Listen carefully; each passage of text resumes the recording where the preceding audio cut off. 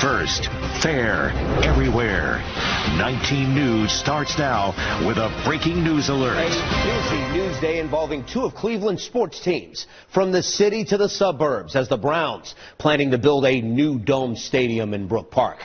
But first, late inning excitement at the corner of Carnegie in Ontario. Thanks for joining us for the news at 10 o'clock. I'm Chris Frye. The Guardians returning home for Game 3 of the American League Championship Series. And boy, it was a game full of emotional swings, literally, and home runs. But it was one player who's turning into a postseason legend for Cleveland. Swung on, hit high, hit deep to left. There she goes. He did it against Detroit in the late innings, and tonight, David Frye doing it again with a walk-off blast in the 10th to beat the Yankees in a thriller, 7-5 to keep their playoff chances alive.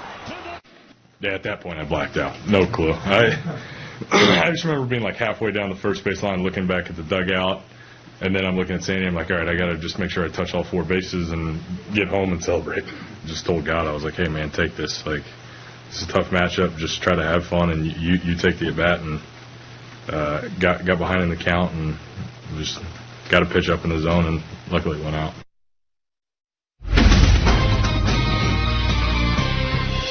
I am deeply, deeply disappointed that our exhaustive efforts, that the Haslam Sports Group has chosen to pursue a move to Brook Park.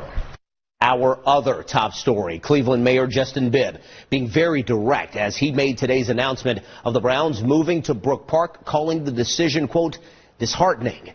Team coverage tonight as we learn more about the impact of this move. While the team's lease at Huntington Bank Field is up at the end of the 2028 season, the Browns will build a state-of-the-art facility in Brook Park. The new dome stadium estimated to cost at least $2 billion to build. At the news conference this afternoon, the mayor outlining what the city did to try and keep the team downtown. He said the city made good faith negotiations to keep the team on the lakefront, but also said the city needs to be fiscally responsible. Since we began these discussions 2 years ago, my driving force has been clear: keeping the Browns on the lakefront while handling public funds with the utmost care and concern. And I have exhausted every option that does not compromise our values. Well, meanwhile, city leaders aren't giving up that easily. They hope to use a law to prevent the team from moving. Our Kelly Kennedy spoke with the city council president tonight. Council President Old D and Jimmy Haslam releasing a lengthy statement earlier this afternoon about the move. It reads in part, it is critical that we remain committed to the best long-term sustainable solution for our stadium and to provide the world-class dome experience our fans deserve. They go on to say Cleveland and Northeast Ohio are the fabric of the Browns, and that will always be the case. Our community commitment to Cleveland and efforts to improve the lives of its residents will not change, end quote. We posted that entire statement at cleveland19.com. We're excited, obviously. We've been working on this for some time now, but we're very, very excited. We're going to be rolling our sleeves up here and getting to work to make this a reality. That's Brook Park's mayor talking about the excitement of this team coming to his city. He spoke to Just One Station about how this will be special for the region. This is going to be a fantastic project. I know some people may not be excited about it. They're used to the same old stadium in the same old location, and I understand that. We really do. But we feel that we should look into something new, and it's okay. We feel that this is going to be able to create more jobs in the region. Instead of having 10 or 14 events, you're having over 50 events a year. That's job creation. He also told us he continues to have daily conversations with the Haslams, which includes the next steps to make this project a reality. Our team coverage continues tonight with Michelle Nix, who's taking a look at the economic hit for Cleveland businesses. She's live with reaction. And Michelle, how are these businesses now preparing for this move? Michelle Nix, 19 News. All right, Michelle, thanks a lot. Continuing coverage on this big breaking news story. In about 7 minutes, Jeff Slauson will walk us through how long it could take to build the new stadium and how we got here.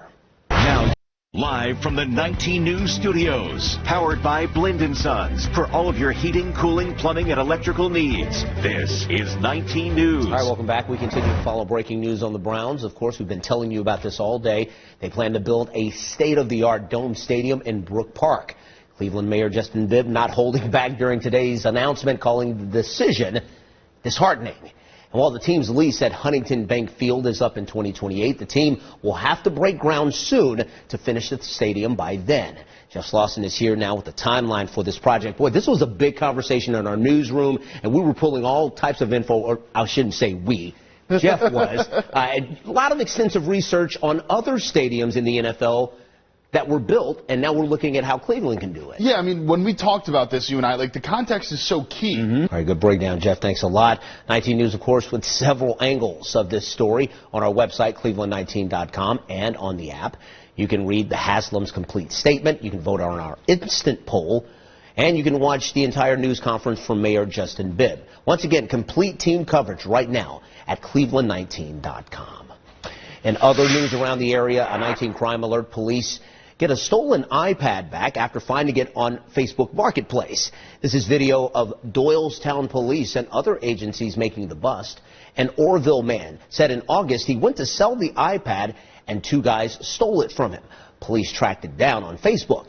Those two teens were taken into custody. An 18-year-old was released. Charges still pending against a 17-year-old boy. Police are still looking for this man wanted in connection to the robbery. In South Euclid, and an ATM technician, or technicians rather, were robbed at gunpoint yesterday while working on the Chase Bank ATM on Cedar Road. These two thieves took off with an unknown amount of cash. Thankfully, those ATM workers wasn't hurt.